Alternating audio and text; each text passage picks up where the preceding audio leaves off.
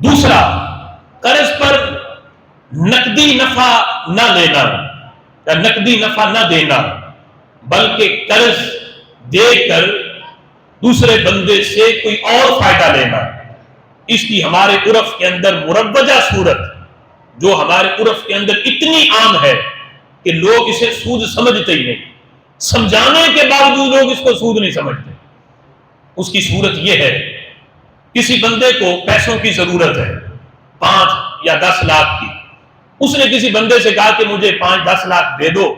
میں تمہیں 6 ماہ کے بعد یا سال کے بعد واپس کر دوں گا۔ تو وہ بندہ کہتا ہے کہ بدلے میں مجھے کیا ملے گا، میں تم سے اضافی پیسے تو نہیں لیتا، پیسے مجھے اتنی واپس کرنا۔ اب جو قرض لینے والا یہ کہتا بھی میرا یہ مکان ہے، تم 1 سال تک یہ مکان میرا لے لو، بھلا اس میں خود رہو، بھلا اس کو کرائے پہ دے دو، اس کو استعمال کرو، یہ اس سے نفع حاصل کرتے رہو۔ اسے ہم اپنے عرف میں کہتے ہیں گروی۔ تو یہ صورت بھی سود کی ہے کہ جس بندے سے آپ نے قرض دیا ہے، اپنا مکان اس کو دیا، اب بدلے میں کوئی کرایہ بھی طے نہیں ہوا، کوئی اور صورت نہیں، وہ جو آپ کے مکان سے نفع اٹھائے گا تو یہ قرض دے کر نفع اٹھانا ہے، یہ بھی سود ہے اور یہ حرام ہے۔ اب اس سے بچنے کی صورتیں بھی ہیں کہ وہ قرض کو کوئی اور صورت دی جائے، اسے ایڈوانس یا پگڑی کی جو ہے وہ کہا جائے کہ یہ 5 لاکھ روپے ایڈوانس کی صورت میں ہے، اور مکان کا باقاعدہ کرایہ طے کیا جائے، اسے کرایہ دیا جائے، پھر اس سے نفع اٹھانا بندے کے لیے جائز ہوگا۔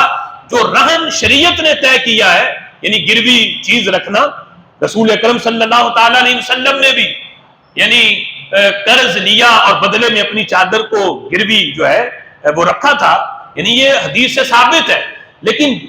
گروی چیز اگر بندہ لی جائے، کسی کو قرض دیا، بدلے میں اس نے آپ کو اپنا موبائل مثلا جو ہے وہ گروی رکھ دیا ضمانت کے طور پہ،